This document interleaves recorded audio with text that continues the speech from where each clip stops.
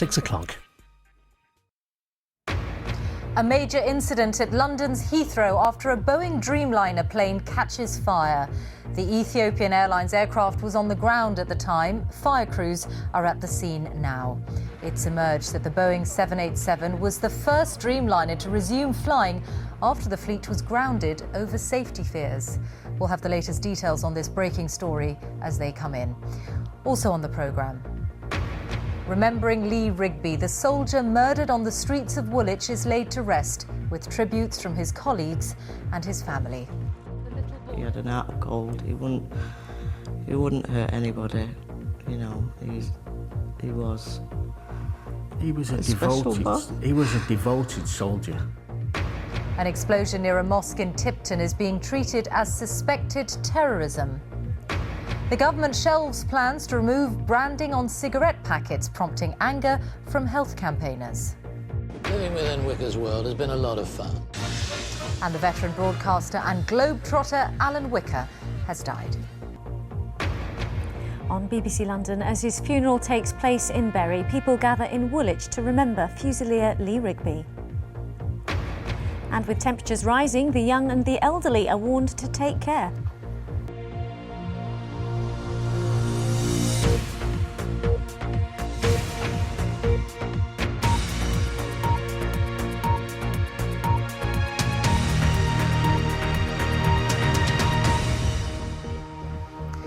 Good evening. There have been dramatic scenes at Heathrow Airport where runways were closed after a fire on board an Ethiopian Airlines jet.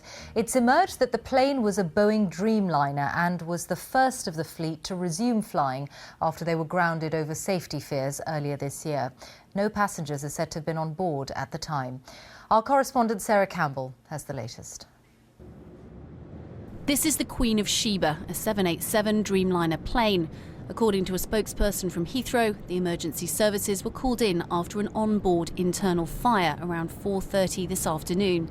In these pictures, taken at 5:30, there's clear evidence of a fire, with part of the top of the plane apparently damaged. There were no passengers on board and no casualties have been reported.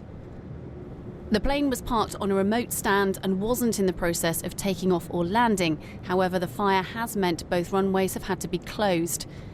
The entire Boeing 787 fleet was grounded in January after a problem with their lithium-ion batteries.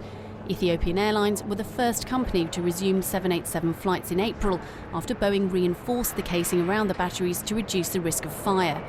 The BBC was on board the plane involved in today's incident at Heathrow on its first flight from Addis Ababa to Nairobi after the fleet were given the all-clear to fly. The cause of today's fire isn't yet known, but with the Dreamliner fleet already under the spotlight, Boeing, the plane's manufacturer, will want to know as a matter of urgency the reasons behind it. Sarah Campbell, BBC News. And with me now is our transport correspondent Richard Westcott. A very dramatic turn of events at Heathrow, Richard. Absolutely. And the first thing to say is if you are flying out tonight, the airport is back open. So there will be some delays. Check with your airlines, but you would still be able to fly tonight. But there is a bigger issue here, OK? It doesn't look like anyone was on board this plane. It doesn't look like anyone was hurt. But this is the Dreamliner, the plane that was grounded for 3 months at the start of this year because of a similar, it looks like battery fire. We still don't know this was a battery fire, but of a similar kind of fire, grounded across the world. And it looks like, we're pretty certain, this is a plane I was on a few weeks ago because it was the first plane back up into the skies. So I watched those Boeing engineers effectively fix the battery problems, put a big metal box around the battery, tell everybody that this problem was solved and the planes were back flying again around the world. Now, if this was a battery fire, and that's a big if it was, then Boeing have got a real problem. I can see this plane grounded again, you know, with British Airways just taking delivery of it. This is the most advanced airliner in the world. It's already been grounded once. If it's grounded again, Boeing are in big problems. But as I stress, we don't yet know what's caused this fire, so we don't know it was the battery. Richard, for the moment, thank you. Our transport correspondent there with the latest on that incident earlier on at Heathrow Airport. Thousands of people lined the streets of Bury today to pay their respects at the funeral of Fusilier Lee Rigby. The soldier, who was 25, was killed outside his barracks in Woolwich in May. Among the congregation were the Prime Minister David Cameron and the Mayor of London, Boris Johnson. Our correspondent Ed Thomas is there. Ed? Yes, it was thousands who came here to Bury today, all with a simple message of support for the family of Lee Rigby. And every member of that family heard applause when they walked up these steps and into the church. And support too for Lee Rigby's son, 2-year-old Jack.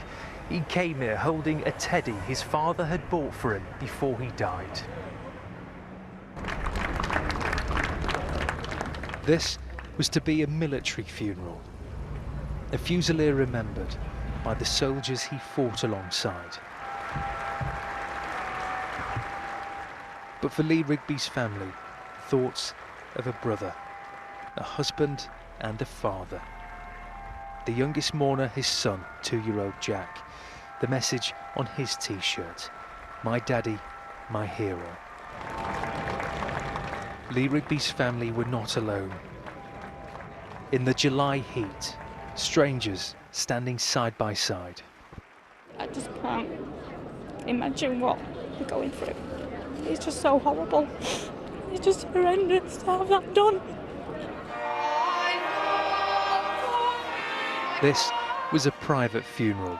No cameras were allowed inside Bury Parish Church. But outside, people listened to stories of pride relayed to the crowd.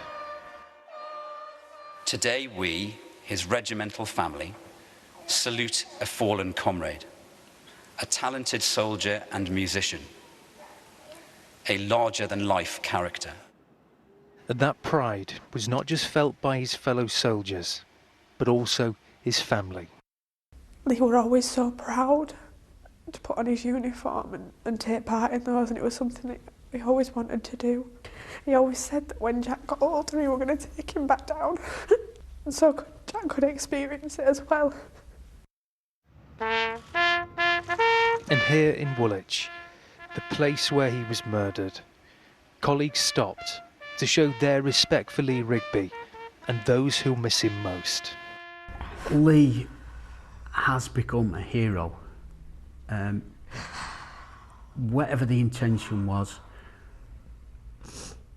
it's backfired because it's made Lee into the hero and the martyr. We've had letters and cards from all over the world. We believe this will unite the country. And their hero was taken away for a private burial. For his family to remember not only the soldier, but the boy they called Riggers, and the father who was always smiling. Yes, now is a time for Lee Rigby's family, because they alone will have to live with what happened in Woolwich. But the message here in Bury and in the Rigby's hometown of Middleton and Woolwich is that help is there if they need it. Ed, thank you. Ed Thomas in Bury.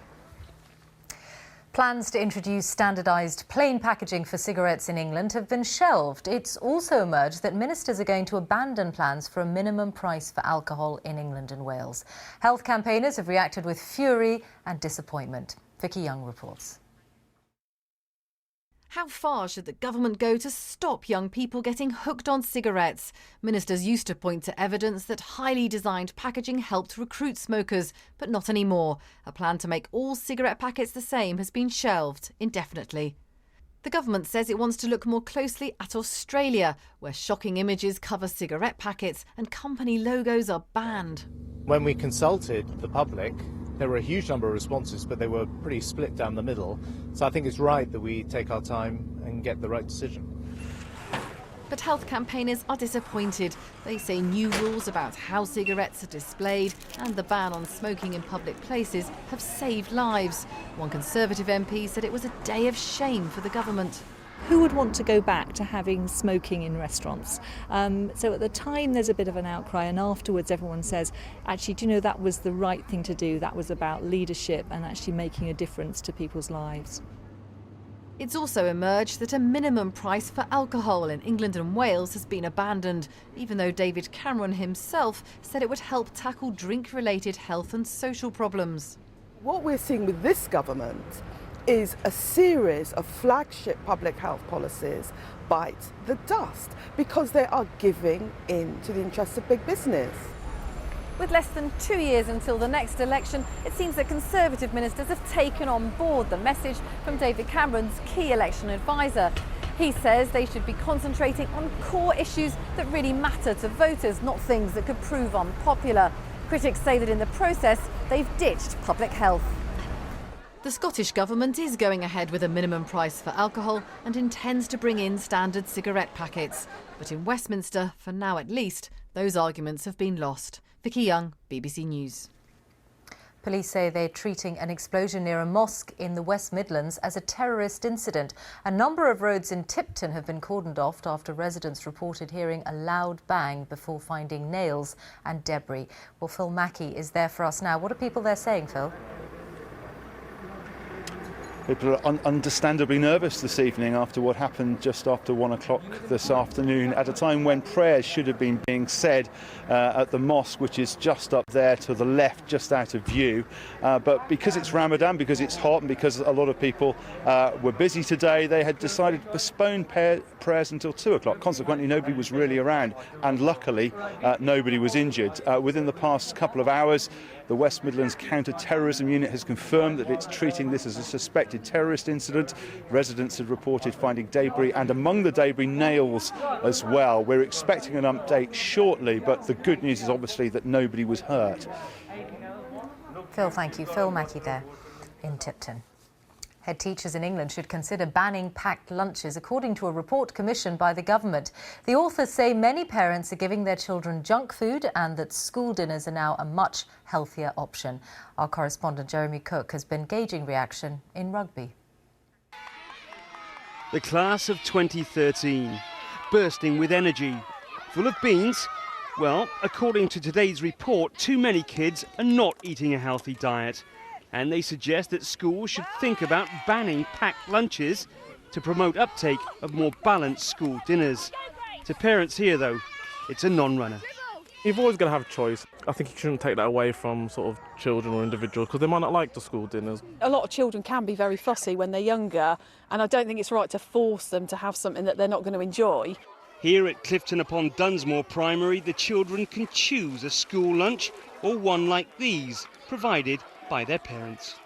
There's no doubt that the children here are really enjoying their packed lunches, but what's at issue is just how healthy is the food that we're giving our kids to bring to school. I had ham and lettuce sandwiches, and then this is melon and grape. A bun, a drink and a chocolate bar. Jam sandwich. Yeah. Crisps, an apple and yoghurt. The government statistics say that just 1% of packed lunches reach the required nutritional standards. This East London school has already banned them. I like this food more. It's much nicer than packed lunch. Try to make it healthy, but yet good and tasty, which is really great about one of the things great about the food. Jam tart, raisins, fruit. Across the country, other schools are also being urged to stop packed lunches. But for many head teachers, it's a question of choice and of economics. I don't see it as being viable, I really don't, and I think some parents may see that a cost is an issue, and packed lunches can be a more economical way of providing food during the day. Also, children like to go home for a hot dinner within the evening and not necessarily during the day. For many, the secret ingredient in all of this is education. If children learn more about wholesome, healthy food, maybe they will demand it on the menu, both at home and at school. Jeremy Cook, BBC News, Warwickshire. In France, at least 7 people are thought to have been killed and dozens injured after a packed train derailed at high speed in a Paris suburb. Some reports say that the train broke in two as it came into the station. It's not known what caused the accident. Let's join Hugh Schofield now live in Paris. What more can you tell us, Hugh? This was an intercity train from the Gare de l'Austerlitz in the south of Paris going to Limoges in central France. And a few minutes after leaving central Paris, it came through a station at a place called Bretigny-sur-Orge. And it seems that, as you were saying, for some reason which we don't understand, the train broke in two, decoupled. Some of it kept going, but some of it, a couple of carriages, derailed and came off on their side at high speed onto the platform, and there have been pictures showing those two coaches on their side showing a scene of some devastation, and it's feared that among the casualties, and there are many casualties, there will be not just people who are on the train, and there were many people on the train, but also people who are waiting on the platform. It was the end of the afternoon, just about 2 hours ago now, so a time when a lot of people were travelling, especially as this is the start really of the summer holidays. Many people moving around France at the moment. The provisional toll is 6 dead. That's what we've just heard, but there is a real fear that it could go up. Hugh, thank you. Hugh Schofield in Paris. Hundreds of police are on the streets of Belfast tonight for the peak of the Protestant marching season. So far, the parades have passed off without violence, but senior officers have urged calm ahead of events planned for this evening. Chris Buckler reports. The 12th of July marks the height of the marching season in Northern Ireland. It's also a pressure point in the policing calendar here. Hundreds of officers from other parts of the UK have been drafted in to help as today's parades take place. And there are particular concerns this year. The Orange Order is calling for protests over a decision not to allow them to march along this stretch of road this evening. It's by a nationalist area and residents object to the parade, but unionists are angry about the restrictions. Nobody tells me what way to go to church, what way I'll come home from church, and what I wear when I go to church. That is my right, civil and religious liberty. The disputed 300-yard section of the route passes by the nationalist Ardoyne area of North Belfast. Although Orangemen were allowed to parade there this morning, this evening they'll be stopped on the Woodvale Road before they reach the contentious part of the route on the Crumlin Road. Last year there was trouble there, but after the parade passed and involving Republicans, the Orange Order feels that violence is being rewarded. Today its members made those feelings clear at the front of the Parades Commission, which rules on contentious marches. No surrender! But the decision to stop the march from passing Ardoyne has been welcomed by nationalist residents. It's calm at the minute within Ardoyne, but it's beginning to become uneasy because no one knows what's going to happen at the minute when the loyalists come up. The police have made clear that they will uphold the Parades Commission's determination, and in a tightly packed area of North Belfast they've put in place a huge security operation, and they're warning people not to get involved in trouble. Sometimes we almost talk ourselves into the inevitability of violence. It is not inevitable. People have a choice. They have the choice of responsible behaviour to enjoy their day and go home safely. The vast majority of parades across Northern Ireland are peaceful, but there have been glimpses of tension already today.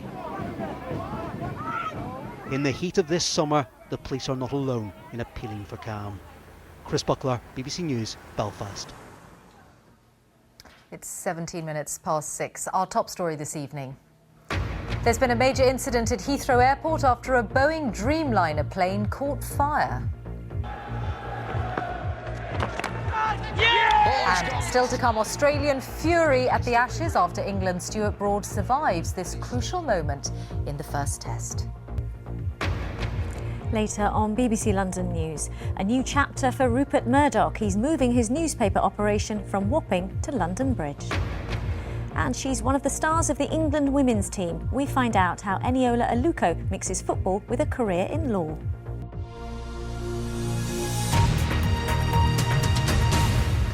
Malala Yousafzai, the Pakistani teenager who was shot in the head by the Taliban on her way to school last year, has spent her 16th birthday addressing more than 500 young people at the United Nations in New York. Malala was flown to Britain for surgery after the attack, and she has since made a remarkable recovery. She used her speech to call for better access to education for children across the world, as Laura Trevelyan reports. It's a teenage takeover of the United Nations. One line, please, and I can help everybody. Not the usual diplomats, but young people from across the globe, here to demand education for every child. Their inspiration is Malala Yousafzai, who's celebrating her 16th birthday with a speech the Taliban never wanted her to make. I am the same Malala. My ambitions are the same. My hopes are the same, and my dreams are the same. The Taliban tried to kill Malala in Pakistan because she was campaigning for girls to have an education. Incredibly, she survived and was flown to Britain for treatment. Now her campaign has gone global. One child, one teacher, one book, and one pen can change the world. Education is the only solution. Education first. Thank you. These teenagers who are battling to persuade their own governments to invest in education have taken heart from Malala's struggle. My mom and my family worked a lot for education in India, and so seeing that Malala is able to do this in those areas now is so amazing for me. Malala and the other teenagers are here to remind world leaders of their pledge to have every child in primary education by 2015. But there are 57 million children who aren't at school.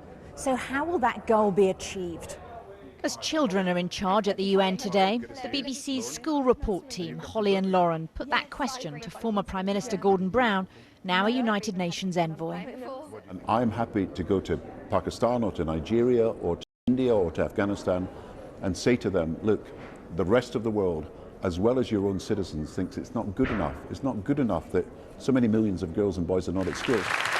What began as Malala's drive for girls' education has become a global rallying cry. This teenager's now a leader on the world stage. Laura Trevelyan, BBC News at the United Nations in New York. The government has refused a request for a public inquiry into the death of Alexander Litvinenko, the former KGB agent poisoned with a radioactive substance in London in 2006. The coroner at Mr. Litvinenko's inquest had argued that an inquiry was necessary because vital secret evidence couldn't be considered by a normal inquest. Mr. Litvinenko's widow, Marina, said she was shocked and disappointed by the announcement. The former American intelligence analyst Edward Snowden has told a human rights group in Moscow that he wants political asylum, at least for the moment, in Russia. Pictures have now emerged of him at Moscow airport, the first since he became trapped in the transit area nearly 3 weeks ago. The United States wants him to face charges for leaking government information. Let's speak to our correspondent in Moscow, Steve Rosenberg. Was Russia his first choice, Steve?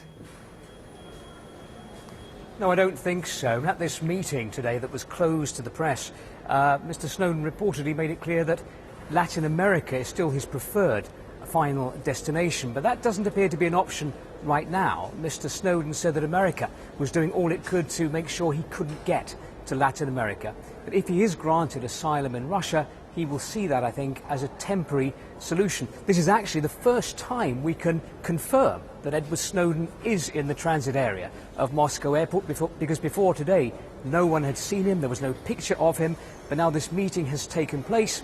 It's not clear, though, how much longer he'll be staying here. Steve, thank you. Steve Rosenberg in Moscow. Cricket, and it's been a good day for England in the first Ashes test at Trent Bridge. A second innings half-century from Ian Bell has helped them build a lead over the Australians of more than 250. But there's been controversy too, involving England's Stuart Broad, as Joe Wilson reports. No ticket, no entry, even if you're the parents of cricket's new global superstar. Today, Ashton Agar's mum and dad had come to watch the boy wonder bowl. Hope he takes some wickets today. Well, they were to see wickets, but not all of them given. After making 98, batting number 11, Ashton Agar was about to be part of a hugely contentious issue, not of his making. First, Kevin Peterson was keen on making it his day, nursed back to fitness by England for just this kind of occasion. Well, on 64, Peterson spotted someone or something which annoyed him. Next ball, the next thing to be disturbed, stumps. Read his mind? Cook was still there, but who's the young man who ruins England's plans? It's Agar. A leaping catch from Michael Clarke, and Agar had his first test wicket, the England captain. Good fun, this Ashes stuff. England have had their issues with TV technology. It all worked here. Bell given out LBW, he thought the ball was missing the stumps, and the review system gave evidence to support him. Bell reprieved. A few Australians felt deceived. Never mind, there's always Agar. Bairstow tempted and caught. England 109 runs ahead, but 5 wickets down. Ian Bell was now batting with renewed responsibility. So much rested on him. Stuart Broad was sticking around too. On came Agar, and Australia were convinced they'd got Broad out. The batsman didn't move, neither did the umpire's finger. Australia had used up their allotted reviews and could do nothing, but the replays we saw displayed clear contact. Now, the rules do not oblige a batsman to walk. Couldn't someone just tell the umpire? The result of it all, England stretching ahead, Australia utterly furious. Joe Wilson, BBC News, Nottingham. The journalist and broadcaster Alan Wicker has died. He was 87 and had been suffering from bronchial pneumonia. With a television career that stretched nearly 6 decades, he was best known for his long-running documentary series Wicker's World. David Silito looks back on his life. In an age when the Jet Set really was an exclusive club, if you wanted to travel the world, you went with Wicker. Coming? We're in tropical Australia, halfway up the peninsula of Cape York. You know, the pointed bit at the top on the right-hand side. A brash, air-conditioned nightmare where we wait forever under neon for a jackpot that never turns up. The style was debonair. The words, well, judge for yourself. Hello. They're charming, aren't they? Or if they're not, they jolly soon ought to be, because they're students at a London charm school. If it's a place the police have refused to come into, I'm not quite sure what I'm doing here. The blazer, the moustache, the easy charm.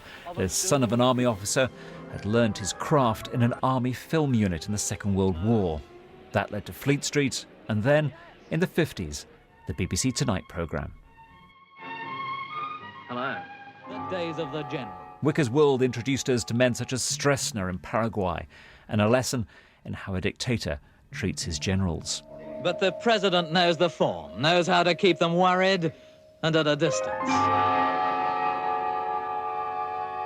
There goes his promotion. The whole problem of Wicker Island is here in a nutshell. There are just too many Wickers. And when it came to fame, the Monty Python send-up was all the proof you needed. His voice of the seasoned campaigner. And Python and TV globetrotter Michael Palin today paid tribute, along with Michael Parkinson, Stephen Fry, and the TV executive Michael Grade, who said he had a style often imitated, but never equalled. Living within Wicker's world has been a lot of fun. The excitement, the unexpected characters, the occasional glass of champagne. Alan Wicker, courteous, curious, and always grateful for what was a charmed life. Alan Wicker has died at the age of 87.